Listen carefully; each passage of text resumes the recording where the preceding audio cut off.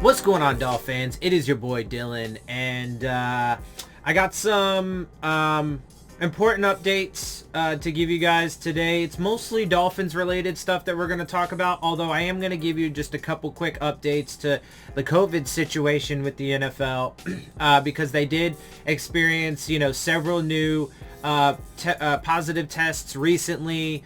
We talked about the brass at the Broncos had some positives, but there were some others. A couple teams have been affected. I can't remember all exactly off the top of my head. I don't have the info right in front of me, but there are at least 2 or 3 clubs affected, including the 49ers, who can't seem to get a fucking break at all because they had several positive tests, including a bunch of key players. And also Jimmy G suffered another high ankle sprain, so like he's gonna be out for a while. Like they just can't get a break from any perspective, right? So it sucks, but it is what it is, and I mean they're just gonna have to suffer through it because the NFL refuses to cancel the season. So anyway, it's a disaster, giant fucking disaster, and it's only gonna keep getting worse, but people never listen, so they're just gonna have to continue to find out the hard way. Additionally, though, I actually just got this alert that came across, which is interesting. So Pac-12 opening weekend down to 5 games after Cal's game versus Washington postponed due to COVID-19. Cal will not be able to open the Pac-12 football season as scheduled. The Pac-12 announced Thursday that the Bears requested to cancel Saturday's game against Washington because the team wouldn't have enough scholarship players to play due to a COVID-19 positive and subsequent quarantines. The game has been canceled and will not be made up. So it hasn't been postponed. It's just not going to be played. And also there were other recent positives and problems for the college football season recently outside of this that I haven't mentioned as well. So, and of course, we're continuing to be devastated. I mean, today there was an official count of over 100,000 new cases, which is a single day record for America. I've been tracking it for some time, and I don't know exactly, their day probably starts at midnight and ends at midnight, right? So full 24 hours. When I do my update on Twitter, my little thread that I do it in the middle of the day. So obviously my numbers are a bit different, but I've had several days where the United States was over 100,000. But we definitely have been averaging, 80, 90,000, certainly the past couple weeks, and it's not going to get any better. So, it's a fucking disaster. And it's to me, frankly, and this actually goes real quick to, the potential outbreak amongst the Steelers and the Ravens and the fucking Packers and the Vikings, right? The 4 teams that are potentially, looking at outbreaks. I mean, so far we haven't heard anything from that, and they haven't had any positives. But I was going to say it's astounding to me that they just keep pushing, man. I mean, I understand, I'm not really surprised. It's just, so I'm not surprised from the perspective that I completely understand that all they care about is their money. And they literally just don't care about people's lives. They don't. It's a fact. I mean, it's undeniable, and there's no proof to the contrary, right? So, especially at this point. But it's astounding to me that there are so many people that just can't understand that, including the players and coaches, and they just don't get it. They just don't get it. These people literally don't care about your lives, and they are willing and happy to risk them so that way, now, to be fair, when it comes to the players and the coaches, it's a little bit different than like the fans. With them, I get that,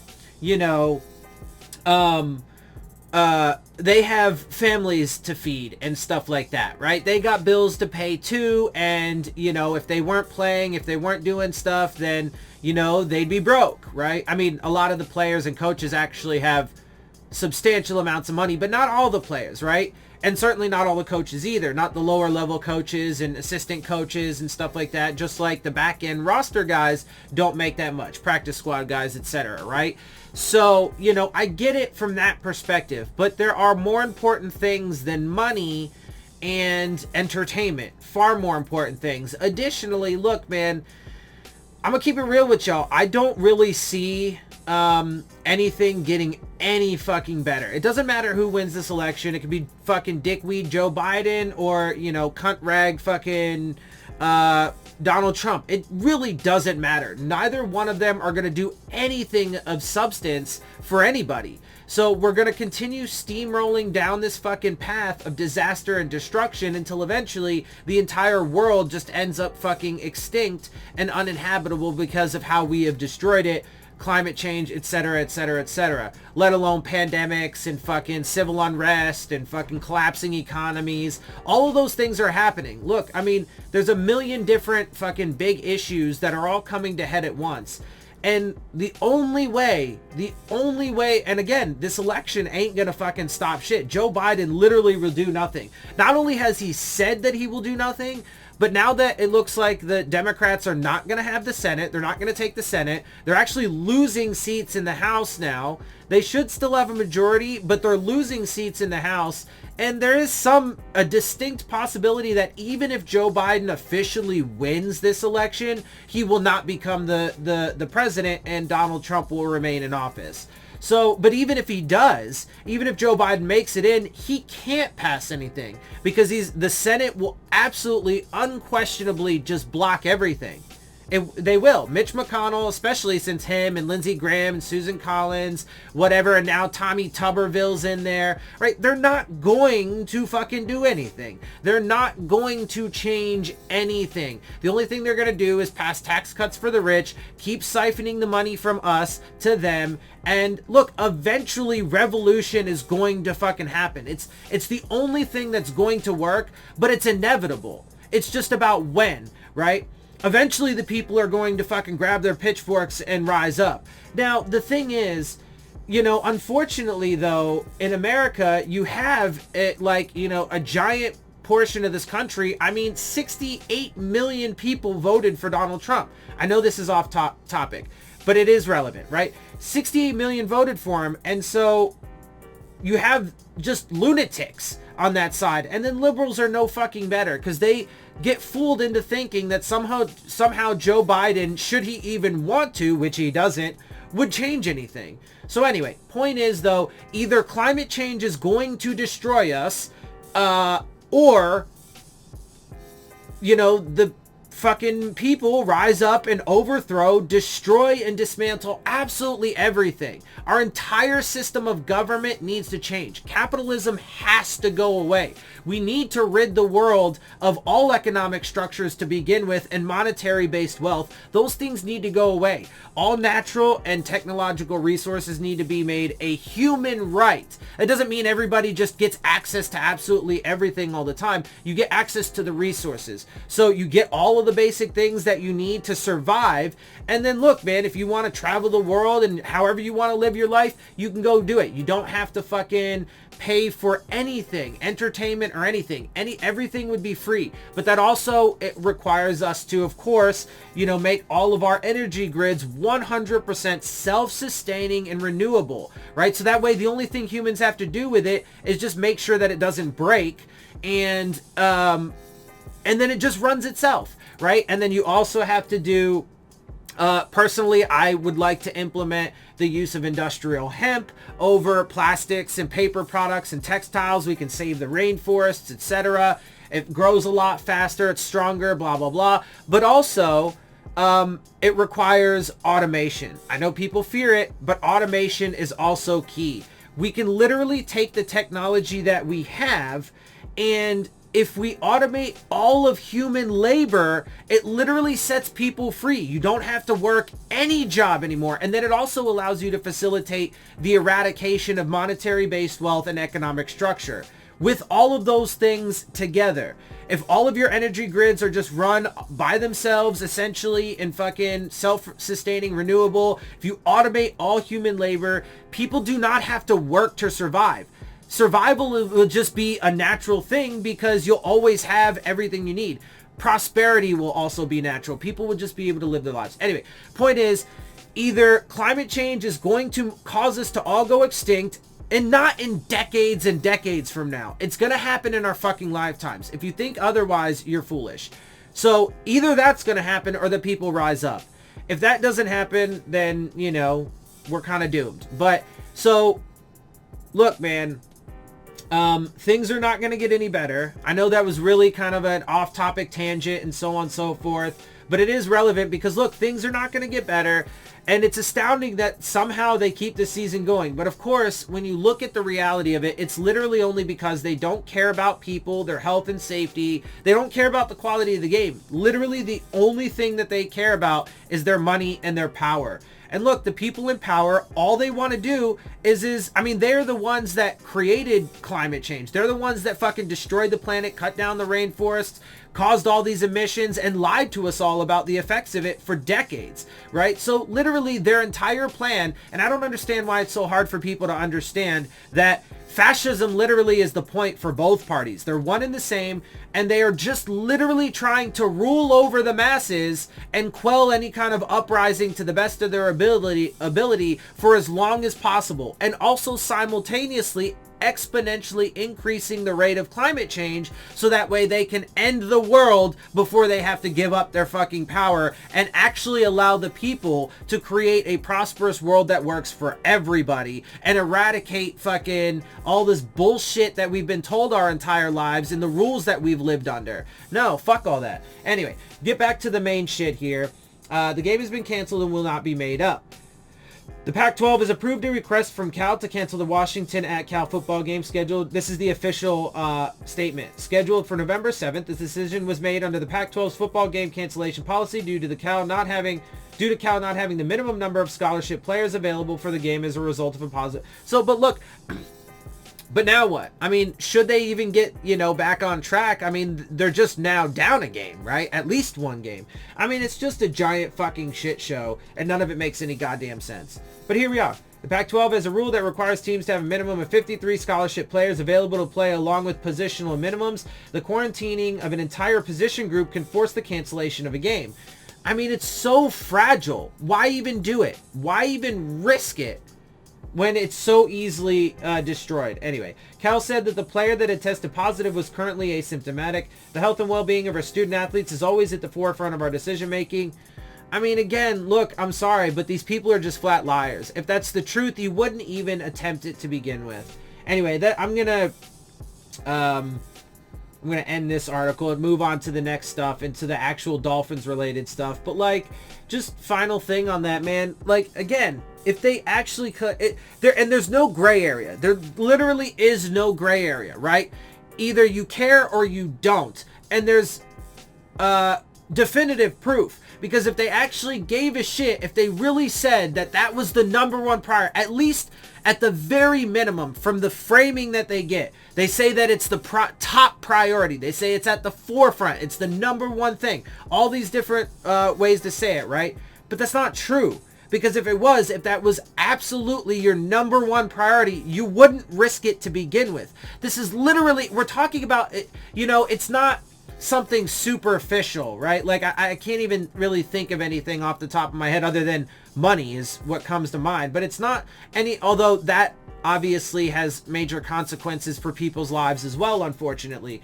But I can't think of anything, you know, like truly superficial off the top of my head. But this is not superficial. We're talking about people's lives, right? And whether they live or die, it's literally life or death. So in a life or death situation, you don't take half measures and be like, oh, you know, health and safety is our number one priority, right? Like, here, I got an example. A lot of California wildfires recently have been because the fucking privatized companies that run these utilities don't care to even really replace damaged fucking wires and stuff like that, or, you know, shit that's fucking getting old and worn down, and then it ends up falling, or, you know, a wire breaks and causes a fucking fire, and then, you know, blah blah blah. They don't care because it costs more to fucking, you know, repair that shit, and they're just trying to save money. Like, it's fucking absurd. But that's what ends up happening when you take fucking half measures with things that are super important. And, you know, of course, I mean, again, nobody directly connected to the NFL has died yet. However, it's improbable at the very least to think that it's not going to happen at some point. So, I mean, we still have half a season to fucking play out, let alone the fucking injuries, etc. Anyway, okay, I'm done. I'm going to move on. Let's move on to the next topic of conversation. And now we're going to get into the actual Dolphins related stuff. So there's two things. The first one is Dolphins will put Myles Gaskin on injured reserve. Word earlier this week was the Dolphins running back Myles Gaskin would miss 3 games with a sprained MCL.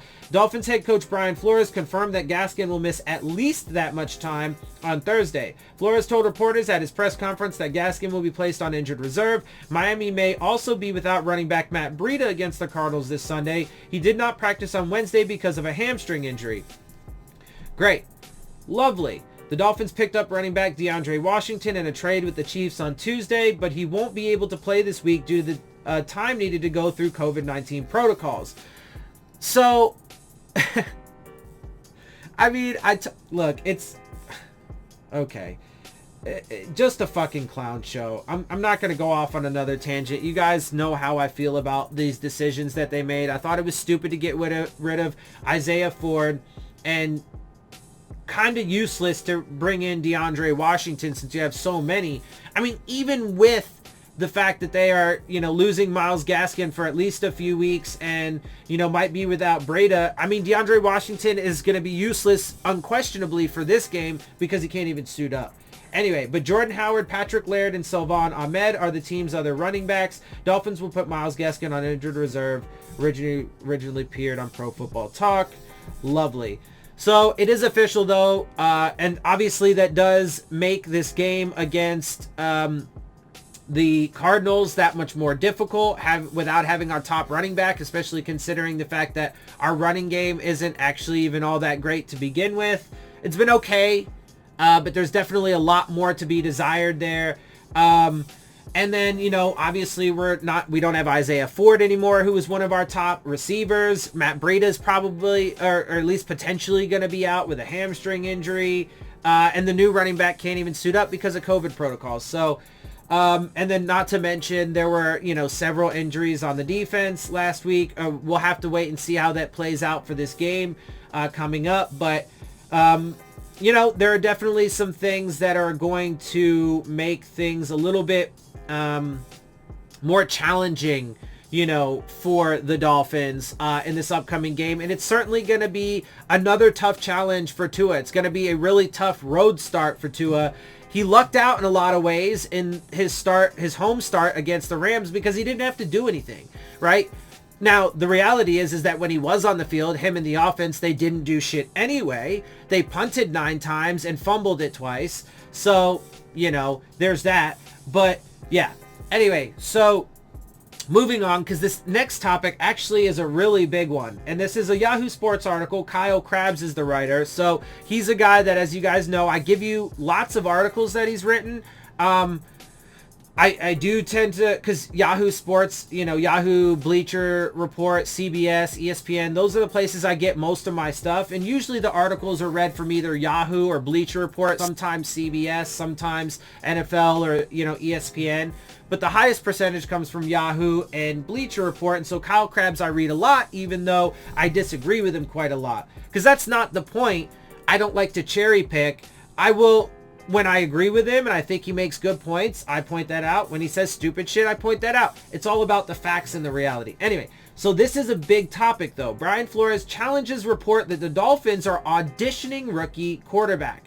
So let's real quick, before we get into this, there was some talk about how, you know, part of the reason why the Dolphins are putting him in, you know, at this very strange and odd time when, you know, the Dolphins are, you know, doing well. Yes, they got the win, but whatever. I watch my post-game analysis video if you want my nuanced commentary on that.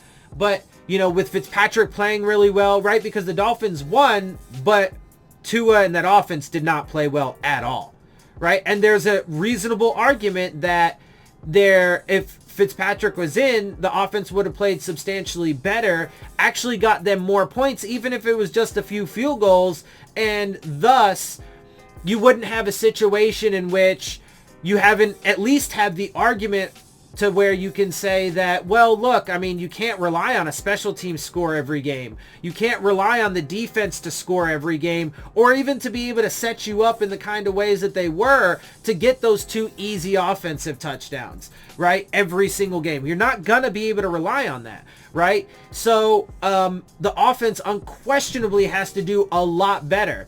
And there is a substantial argument to say that Ryan Fitzpatrick would have done better. For numerous reasons. Anyway, but so that was part of the argument is that they just got to see what they have, because they do have a treasure trove of fucking, picks, and they just got to know if they are going to have to take another quarterback high in this upcoming draft. First of all, if you felt that desire, even if he had a terrible season, first of all, it's your own fault for putting him in and feeling that you just have to put your fucking rookie quarterback in, despite the fact that we're playing in a pandemic and injuries are ungodly this year, etc., etc. That's not true. There is no rule that says that. You're making that decision. So it's your fault to begin with. But if you then feel the need, based off of your own mistake, to go draft a quarterback high because he didn't perform well in a situation he shouldn't be expected to perform well, well, then you're just fucking morons, because you're just chasing stupidity, your own stupidity, and it's retarded. Like, none of it makes any fucking sense. But okay, I mean, if that is part of the reason why they put him in, then I disagree with it. However, it has to be. It unquestionably has to be. And here's why, before we actually get into the rest of this article. And this is probably the bulk of my commentary on this, though, is that you can make whatever argument you want, and Brian Flores can try and refute that that's not it at all. There's a possibility that, he believes that Tua really is the guy to give him the best opportunity, even though that was not bore out in this last game, despite the win. And that could be, the majority of what he thinks, right? That could be the biggest factor in his mind. But the game, and something that we talk about a lot with the NFL, is it's a business, and a cutthroat one. So it's impossible to think that part of the his evaluation was not part of their evaluation to put him in is absurd. Of course it was. Of course it was. It's always part of decisions that they make, right? Because look, I mean, they tanked last year specifically to go get a quarterback. And if Stephen Ross, come the end of the season, thinks that Tua's not going to be their guy, do you really honestly think that they're not going to take Trevor Lawrence or Justin Fields? Even though, unfortunately now, Trevor Lawrence caught COVID-19. So, I mean, Jesus fucking Christ. How much more disaster do people need to go through? But so, do people honestly think that he fired Adam Gase because he wouldn't tank? He forced a tank season in 2019 specifically so we can go get a quarterback high, not to mention fucking, destroyed the roster and traded away our guys to accumulate that draft capital so we could have that high pick and get somebody. Then we pick Tua. They put him in at the most weird, awkward, strange fucking time, right? Who the fuck thinks that if it doesn't go how fucking Stephen Ross wants it to go with his shiny new toy, that he wouldn't take one next year? I think it would be absolutely foolish, but... And then, of course, there was also some talk, which I think they actually get to in here, that there's also the possibility they could trade him.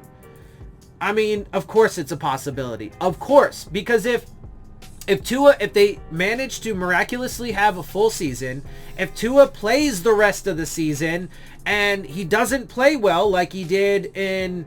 Him and the offense don't play well like in the Rams game, right? And especially then if they continue to accumulate injuries and the defense starts getting hurt and falls off and stops playing so well, etc. There's a drop off, right? And the team starts to fall apart and they start losing again and fucking they miss the playoffs even with a potential 16 team playoff picture, right? Then dude, I mean, you're crazy if you think that Stephen Ross is not going to want to take a quarterback high. Will they? I don't know. But it's going to be floating around in that dude's mind because he's getting old as fuck and he wants a winner before he fucking dies.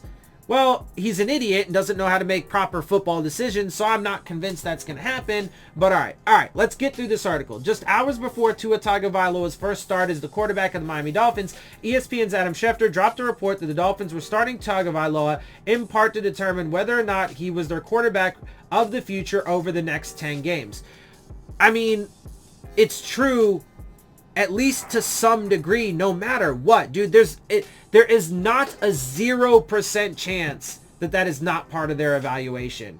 Anyway, it was a pretty stunning report to read on the doorstep of Tagovailoa's debut, and it was pretty clear in referencing the Houston Texans draft capital as a motivating factor to begin an evaluation process of the number 5th overall pick of 2020. Also, there's actually recent precedent for a team taking a quarterback 2 years in a row in the first round. Let's see. What team was that? Oh, right. It was the Arizona Cardinals who took Josh Rosen 10th overall a couple years back, and then immediately the next year traded him to the fucking Dolphins, who eventually ended up cutting him, and now he's on the Tampa Bay practice squad because they wanted to take... Would they take Dwayne Haskins? No. He's in Washington, right? God damn it, I can't fucking remember. Anyway, I'm blanking, having a brain fart. But you know who it is, right? So, Kyler Murray. There we go. Anyway, so, bruh, I mean, there is precedent for it. You think that shit won't happen? Of course, part of this is that they are evaluating. Now, depending on how things go, there is also the possibility that they end up pulling him again and putting Fitzpatrick in. But... here's the thing though, right? So let's say hypothetically speaking, things don't go well, right? Let's say unfortunately the Dolphins do, they're going to suffer more injuries. That's unquestionable. It's impossible to think you're going to go another half of the season and stay completely 100% healthy. But let's say it's enough that the Dolphins defense stops playing so well and, there's a major drop off because, guys like Van Noy and Roberts and, Byron Jones continue to get hurt and have to start missing games, right? So let's say that happens and the Dolphins defense starts to fall off and the offense doesn't ever get back to fucking even the level they were playing with Fitzpatrick, but with Tua in the game, right? Well then, there is some possibility that, he could get benched, right? I don't know. We'll see what ends up happening. I mean, there are obviously a million unknowns and we have to wait and see how it plays out. But it's ridiculous to think that part of what's going on here is not that they are trying to evaluate him to see what the future's like. Now, again, I think it's stupid because then if they end up getting him hurt, well, then, that's completely your fault for putting him in the fucking game when you didn't need to. You could have let Fitzpatrick play out the season and let him stay healthy. And then also, you wouldn't need to fucking take maybe, but you wouldn't have, honestly, the red shirt. Here's another argument for it, right? Because even though I think it's stupid, there are tons of people that will argue if Tua plays the rest of the season and doesn't play well, then they should take tons of Dolphins fans will make this argument. Look, Tua and the offense played like trash. We need to go get Justin Fields or Trevor Lawrence, right? But if you never played him the entire season and let him fucking redshirt, don't take a risk on him getting hurt, and let him get used to the NFL and learn the playbook in its entirety. But if you never see him on the field and he never has an opportunity to have bad games to begin with, make rookie mistakes, etc., then you won't have that as an argument, right? So you wouldn't be able to then say, oh, well, he performed bad, so we need to take a quarterback. You just wouldn't have known because he wouldn't have been on the field, right? And so then there would be less opportunity for there to be urgency going into the next draft to take another quarterback high and waste draft capital. Either, to waste the pick that the Texans are going to be giving us and just take one wherever they land, or to trade up and get a guy, right? And then, of course, it wastes if they do, then one of those quarterbacks is going to be a waste. One of them is. Either Tua or the new guy they take next year, because you're not going to keep 2 first-round quarterbacks on your roster. That's not going to happen. Anyway, so Yeah, I mean, it's just a shit show. Anyway, the Dolphins need to know what they have in Tagovailoa as they enter the 2021 draft with 2 picks in each of the first 2 rounds, courtesy of their trade last year that sent left tackle Laramie Tunsil to the Texans, wrote Schefter. Now, again, just real quick to reiterate, I don't agree with that. I don't think you need to know it all. And I think, as you guys have noticed, I think it's stupid to put him in a position where he's a lot more likely to, fail, right? I mean, just... There's a million reasons why you shouldn't put him in the fucking game. But all people care about is just seeing that shiny toy. And that shiny toy didn't shine very much. So it's not fucking worth it. You don't have to evaluate him this year. Why do people think that they have to draft a quarterback in the first round and just throw him right the fuck in? It's the dumbest, especially on bad teams, because bad teams, I don't know if you know this, are the ones that pick high and at the top of the draft. They're the ones that are going to get the fucking top quarterbacks. So why in the first round? So why do fucking bad teams constantly feel like they just have to fucking draft a dude in the first round and then throw him into the fire? Guess what happens when you get thrown into fire? You burn. More often than fucking not. I don't know if people know this. I know it's, metaphorical and it's not actually real fire, but I don't know if people know this, but people are not fireproof. When people play with fire, they get fucking burned far more often than not. I mean, anyway, that's definitely a part of it. One source close to the Dolphins thinking told ESPN regarding Miami's recent decision to replace popular veteran Ryan Fitzpatrick with Tagovailoa. Whoever told you that is right. Yeah, I mean, that's definitely a part of it. Is it the main part? Who knows? It's impossible to say, really. I would say that it's likely a substantial part. Is it the majority of the reason? I don't know. I mean, under the context, I think that it probably has a bigger part to weigh because Ryan Fitzpatrick was playing fine. He didn't get injured, so there was no reason there. And your team was starting to win. There was literally no reason for it other than to see the shiny toy on the field and to evaluate him. So, I mean, I frankly would say, logically speaking, it's probably a substantial part, if not the majority of the reason why they put him in. But unquestionably, it's a part and a large part. Brian Flores noticed, and although he and the rest of the Dolphins stayed mum on the topic in the immediate aftermath of the Dolphins' 28-17 win over the Rams in Week 8, Flores was spontaneously inspired to touch on the subject during his Thursday press availability with the South Florida media. And Flores didn't just touch on the subject, he dropped the hammer. Okay, whatever, dude. I don't believe anything the dude has to say, but did you hear what he said in the rest of this article? And so, not the article, this paragraph. So he said, Brian Flores noticed, and although he and the rest of the Dolphins stayed mum on the topic in the immediate aftermath of the Dolphins' 28-17 win over the Rams in Week 8, Flores was spontaneously inspired to touch on the subject during his Thursday press availability. And then he went hard. As he says, he dropped the hammer. Who thinks that that's spontaneous? Really? Just because this dude writes it doesn't make it true. No, I think actually what that would lead you to believe logically, especially because the reports came out before the game and he knew about it. He literally said that Brian Flores noticed. So Brian Flores knows about it. He knows the fucking talk. He knows the rumors going on, but he doesn't address it right after they won. He could have, and he could have been like, nah, look, Tua, and the offense definitely need to play better. But, it was his first start, so on and so forth. But it's, we just think he's the best player. He could have just addressed it, and he could have addressed it hard right then and there. He chose not to, so that way he could plan out a response, and then jumped on it before he was even asked the question. According to this, I didn't watch the press conference, so I don't know. But apparently, he brought it up. He was spontaneously inspired to touch on the subject.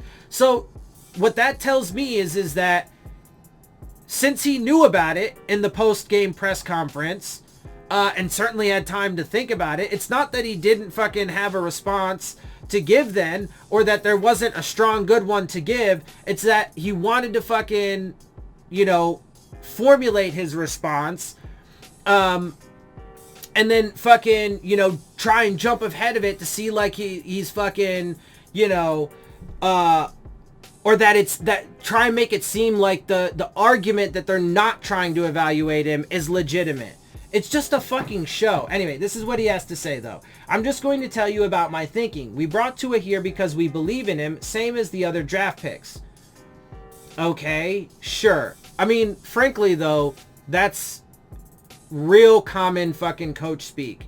I mean, everyone says that. At first, even if the fucking coach didn't actually agree with it, because it's the politically correct thing, and because that's their actual pick, they always say that shit. Right? Anyway, said Flores completely unprompted when asked about a completely different quarterback subject. We believe in developing players. Yeah, the fact that he was asked a different question and gave this information just goes to show you that really, to me, what it tells me is that he didn't answer it then because he didn't answer it then. I think I misspoke before. He didn't answer it then because he didn't have a good answer. And because the truth is not what they're fucking saying to everybody, and he actually had to fucking formulate it and fucking figure out what and plan exactly what the proper politically correct response was going to be. Let's see. We believe in developing players, and I think you guys have heard me talk about improving players on a daily basis. So what? What the fuck does that have to do with anything? I mean, literally, what? That means you had to put Tua in to develop him more? Well, because it didn't look like he had much development in that game.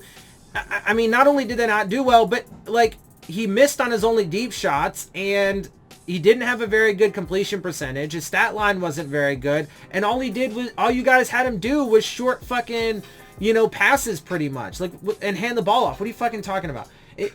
How does that make any sense? That would be the opposite of giving someone a 10-game audition. Are you stupid? Who does not understand the complete contradiction in those two statements? We believe in developing players, and I think you guys have heard me talk about improving players on a daily basis. Okay. Now, as you guys just heard me say, I don't believe that the proper way to evaluate him is to put him in the game. But a lot of people do think that. Okay? But then, so he first says, we believe in improving players on a daily basis. And he has said that he believes that Tua is the guy that gives you the best opportunity to win. And then they just put him in the game. So in other words, whether he said it explicitly or not, when you connect those dots together, he believes that Tua can, and especially he made other comments about, how he was doing so well in practice and so on and so forth, right? So in previous comments. So he believes that for his daily improvements, the best way to do that is to get him into live action games and then see how he does, and real shit, and not, unpadded practices and against your own team who are not actually trying to kill you on every pass rushing play, etc. Right? Then he says that would be the opposite of giving someone a 10-game audition. What do you think an audition is? An audition is to evaluate how they are fucking improving, right? Or how they are doing, right? So, like, here's an example, right? So when teams decide that they want to cut a player or whatever, other teams will bring them in as a workout. Right now, those teams could look at the player's injury history and they could look at their prior production and use that as all of the data that they need for their evaluation. But they don't do that. Why? They bring them in for an audition to see if they have improved in the health department and or the talent department. So in other words, that one's a little bit more tricky. But in other words, they want to see if,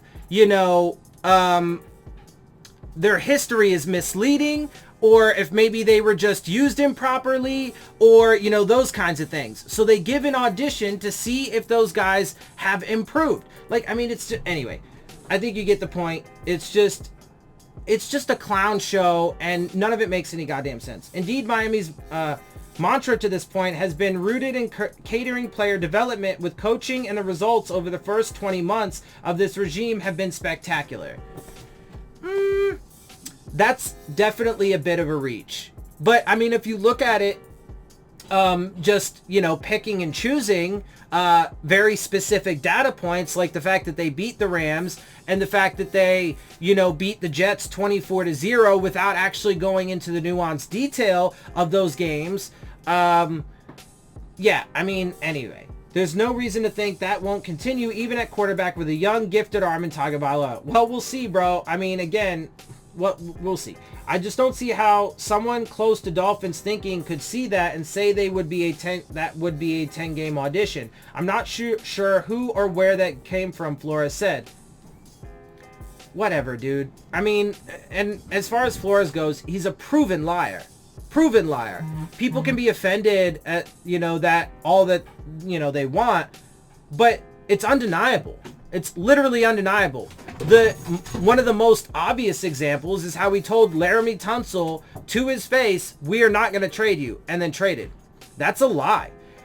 Tunsil's, you know, personal perspective on that and whether or not he would have traded and the value of that trade is completely irrelevant to the fact that that is a lie. Not to mention, you know, several other times in which he was proven to be a liar, including in this conversation about Tua and how he said, "Oh, you know, they're like my kids and I see of no reason to rush them along." That was 2 weeks before he decided to name Tua the starter. Also, he said in the game against the 49ers, I don't see any reason to put him in for garbage time. What's he going to do? Hand the ball off? I'm paraphrasing. And then literally did that the very next game against the Jets. It's a lie. Clear lies. He lied. There's no two ways around that. He said he believes one thing and then completely did the other. That means he lied. So he's a proven fucking liar. You know, I don't really give two fucks about anything he has to say. I know fucking Dolphins fans, you know, lose their fucking minds because they love this dude. But, okay, bro, I mean, if you guys like this fucking sellout fucking piece of shit that, you know, likes to side with the white male billionaire owner over, you know, his players of color, and if you like a dude that's a liar and that is willing to accept, you know, the tanking philosophy and, you know, do all that shit, okay. I mean, if that's your dude, look, you know, half the country thinks Donald Trump's their guy, and then fucking the other half of the country thinks Joe Biden's their guy. So, we live in a fucking stupid world. If you think it's, you know, that's your dude, then fucking have at it. He's not my guy. He just happens to be the coach of my team right now, because the owner of my team that I love is, you know, a fucking dumbass, dipshit, racist piece of fucking capitalist shit. So, anyway, one thing that is clear is that Flores is not here to tolerate messy subjects that could upend the chemistry of his team and locker room. Wow. Really? Really? Really? Then why have a tanking philosophy to begin with that caused your star safety to want to get out of your organization, not to mention other players, right? That's Minkah Fitzpatrick. Why then lie to Tunsil and then trade him? Why treat Kenny Stills the way that you did? Why make this confounding fucking switch at quarterback, right? Why fucking a lot of things? What do you mean? He is even in that Kenny Stills situation, he antagonized Kenny Stills by playing Jay-Z fucking tracks in the locker room when he spoke out against not just Stephen Ross, but also the fucking collaboration that Jay-Z was having with the NFL, saying that it was just performative, essentially. Right? So, like, what do you mean? No, this dude stirs the pot. This dude stirs the pot, and all he does is he tries to fucking control the narrative like a fucking fascist. So, you can fuck off with this. One thing that is clear is that Flores is not here to tolerate messy subjects. No, he's here to create messy subjects if he feels like it's gonna fucking, you know, benefit him in some way or fit the narrative that he wants. And then he's here to fucking control the narrative to the best of his ability. I'm here to call that shit out. And with the trends of the team, it is hard to envision anyone would give him too much pushback.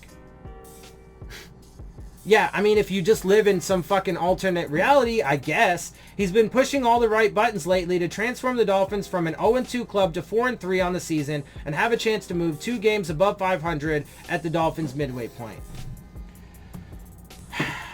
But again, that's completely ignoring the fact that the Patriots had a completely different defense after the opt-outs and had, you know, Cam Newton. They still lost that game, but they performed a little bit better, particularly on offense. I mean, the defense was actually pretty bad that game. The first 2 games, in fact, but the offense performed better because their defense was unknown. And then, you know, the Bills missing Tremaine Edmonds and fucking Matt Milano, the fucking 49ers and Jets being just absolutely decimated. Every team that we played, except for the Rams, was not even close to full capacity, and some, at least the Jets, weren't a particularly good team going in. So, I mean, like, people literally just love to pick and choose the data that they use. And frankly, I mean, a lot of people just like to make shit up. So, I mean, whatever, dude. Look, my opinion is the one that's overwhelmingly hated. So, okay, fine. If people want to continue to just fucking, you know, dismiss me and, you know, anybody like me that, you know, puts out these warnings and, you know, concerns and so on and so forth, and passionately because nobody else wants to. And then if you people, you know, if those same people who want to dismiss me also then want to just ignore the reality in front of your face, okay, I mean, I guess, but you're going to have to face it eventually. And trust me when I say, when that day comes, it's going to be a lot worse than had you would have fucking faced it beforehand, before the shit really hits the fucking fan. Before you get slapped in the fucking face by reality. It's gonna hurt a lot less now than it will then. But okay, people are fucking masochists and they love to just fucking learn everything in literally the most excruciating way possible. Okay, fine, go for it. I mean, we'll see how it plays out, bro. Look, again, there's always possibilities that I'm proven wrong. Now, there's like, you know, probably seven, I don't know, multiple different separate topics that we've talked about in here, but you know, let's just see how it goes. We'll take it 1 week at a time. You know, a few days from now we got the Arizona Cardinals. Let's see how Tua does then. Let's see how, you know, the team if they can stay healthy. Let's see if the season finishes out. Let's see all these different things. Again, there are a million things that are up in the air. Let's see if the offense performs any better in this next game, even though they're missing, you know, several of their top offensive players now due to their own actions, trading guys away, and then also because of injury. So, you know, we'll see how it plays out. And, you know, when the facts are in, the facts are going to be in, and they're going to be undisputable. So, you know, things will be proven, you know, the things that I've had to say will either be proven correct or they'll be proven incorrect. And because I care about facts, I will acknowledge whatever the reality is. If I'm wrong about something, I'll admit it, which I have multiple times, many times, whenever it happens. And when I'm right, I'm gonna own that shit fucking too. So, and if you guys dislike that, well, I don't care. I don't care. You know, so anyway, I'm going to get out of here. I hope you guys do appreciate my perspective. If you do, make sure you hit the subscribe button. Make sure you hit the like button. Make sure you hit the bell if you want to get the alerts. Share my channel and videos with your friends and family. Leave your questions, comments, and concerns down in the comment section. And of course, as always, follow me on Twitter at Dillon Tartaro. And with that, I am out. I'll see y'all soon. Fins up.